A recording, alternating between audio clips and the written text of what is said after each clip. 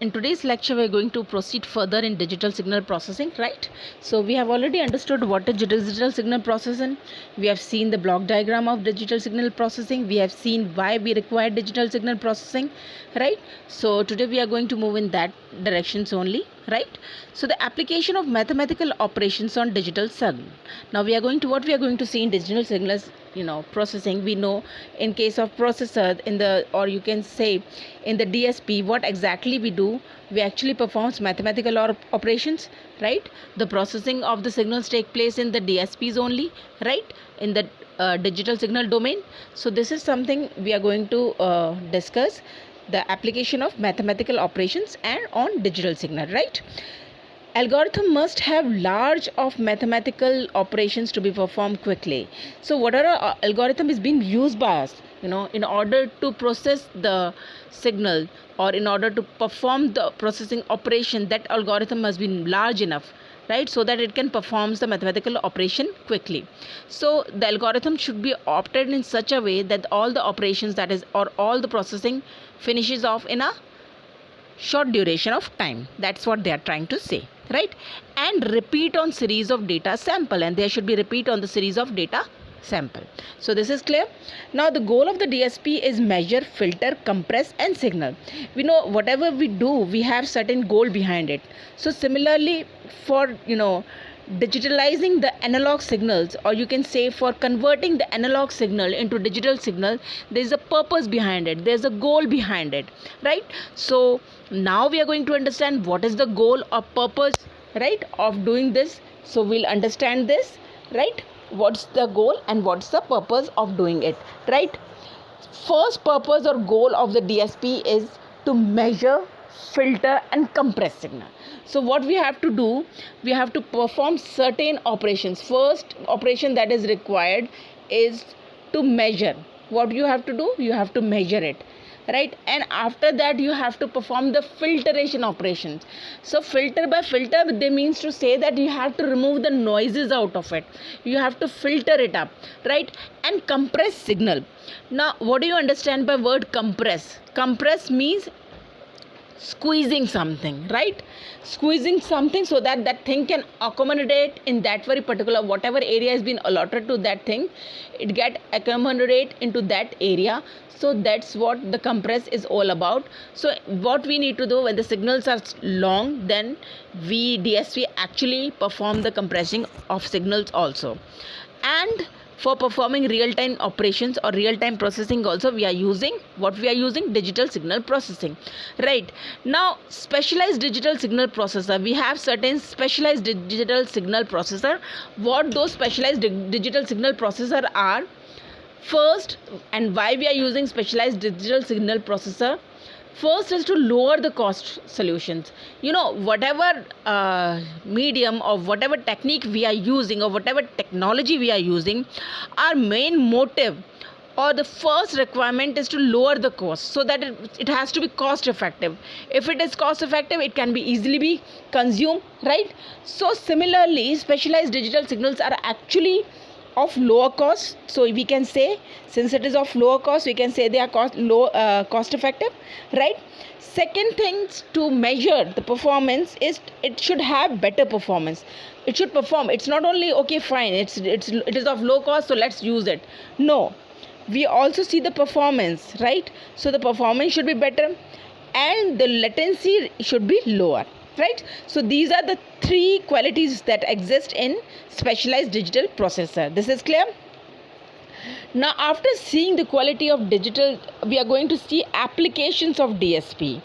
What are the various applications of DSP? Means in short you can say ki hum actually what we are seeing is where exactly we are using the digital signal processing, right?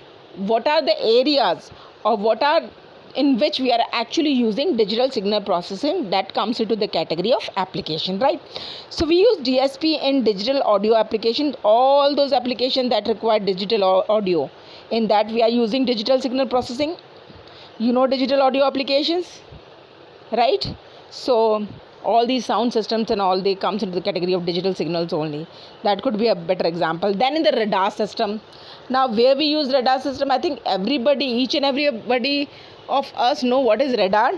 where we use radar, right? So we use radar, very common example of radar system is for controlling the air traffic control. In air traffic control we use radar systems, right? Why you use radar systems in the air traffic control? To locate the location of planes, to check the traffics of plane, to check the speed of the plane. All this thing is being detected by what? The radar system only. And what that radar system is using? It is using DSPs, that is digital signal processing, in their systems. Then we have sonar system. In sonar systems also we are using digital signal processors. And image compressions, like we do the digital compression or digital compression, similarly the images are also compressed. Now you'll say, ma'am, what is image compression? See, suppose we are having some image of 512 bytes. So if we do the compression operations, so we can actually convert the same image of 112 into say 200 bytes, right? So actually we are reducing the bytes. It might impact the quality of the image, but in image compressions, what is, we are compressing the image, we are squeezing the image, we are reducing the pixel. So in image compressions also we use DSP, that is digital signal processing. So these are the various areas or the various applications of digital signal processing that we have discussed. I hope this is clear to you. Now let's move on to the digital filter example. So this is the simple filter example. This is the equation which denotes the filter, that is yn equals to summation I equals to 0, n minus tends to n minus 1 bi into x n minus 1. So output is the sum of the products of coefficients and past input values. So what is the sum of the coefficients? That is bi, and past input values are x and I. So x is denoting the past input value, b is denoting the sum of the coefficient, and yn will denote the simple filter. So this is the example of simple digital filter, right? So let's move forward. Now we have digital filter contradictions. So this is something that is not in our course, so we are not going to discuss it. Now we'll see digital filters in DSPs. So what are the digital signals filters, and what is the role of digital filter in DSP? See, in DSPs also we have digital filters. Now what does digital filter is actually doing in the DSP, that we are going to understand. Plan of actions, whatever the plan of action is being, that is being decided by the digital filter. Now you'll say, what is plan of action, ma'am? See, plan of actions includes clear accumulators. They actually clears the accumulator, filters the accumulator, fetch coefficient and data, whatever coefficient or data is there. Like why we use digital signal processor? Digital signal processor actually क्या करता है? What is the actual role of digital signal processor? It convert the analog signal into digital signals, right? So for converting the analog signals into the digital signal, we need to fetch the coefficient or whatever data is there, whatever analog data is provided to us, we have to fetch it first, right? So this fetch operation is also being performed by digital filter, right? It clears the accumulators, it fetches the coefficients and data, MAC and repeat fetch and MAC until done. ये क्या करता है? Repeat करता है fetch को और Mac को जब तक कि the operation gets finish. So this is the role of digital filter in DSP, that is digital signal processing, right? Now general purpose processor. Now we are going to see what are general purpose processor or microprocessors also. You can term it as a micro also. So what are the general purpose processor? See, not great of the DSP algorithm. It is not as great as the DSP algorithm. We use von Neumann's architecture that we have already discussed, right? And what is non-Neumann architecture includes? First, it fetches the instructions into it. What is the other steps? The fetch data into the memory. First the instruction is being fetched, then it fetch the data into the memory, then bus is ideal during the instruction decode, whatever when the instruction coding and decoding take place, at that time the buses are ideal, and one access per cycle is there. So DSP usually have 2 operands for fetch, right? What type of operands? How many operands DSP is having? DSP is having 2 operands for fetching. For fetching purpose or for input, they have 2 operands, right? So coefficient n asterisk data n. So these are the 2 coefficients that is used for fetching by DSPs, right? It required 3 to 7 execution cycle for multiplying. For multiplying, what it do? it requires 3 to 7 execution cycle. How many cycles are required? 3 to 7 cycles are required for multiplying, right? Now we'll discuss about the memory. What is memory? We already know memory is used to store the data or instructions, right? So we have von Neumann's bottleneck, or else you can say bottleneck, and most of the DSP use Harvard architecture. What type of architecture is being used by the most of the DSP? Harvard architecture. Now, what is this Harvard architecture is all about? See, in case of von Neumann architecture or the bottleneck architecture, we know there is a data bus which is actually bidirectional, that is from memory to CPU and CPU to memory it is there, and we have address bus that is unidirectional, that is from CPU to the memory, and instructions and data are fetched inside the memory. So that's what the single memory or von Neumann architecture is all about, right? So it has central processing unit. Central processing unit is connected to memory via address bus and data bus. Data bus carries the data from CPU to the memory and memory to the CPU, whereas address bus carries the address to the of the memory location in order to recognize the memory location where the data is or instruction is being fetched into the memory. Now, what type of architecture is being used by DSPs?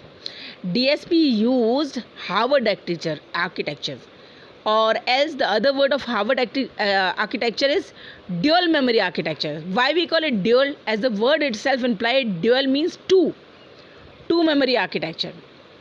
Why it is called two memory architecture? See, we have program memory and we have data memory.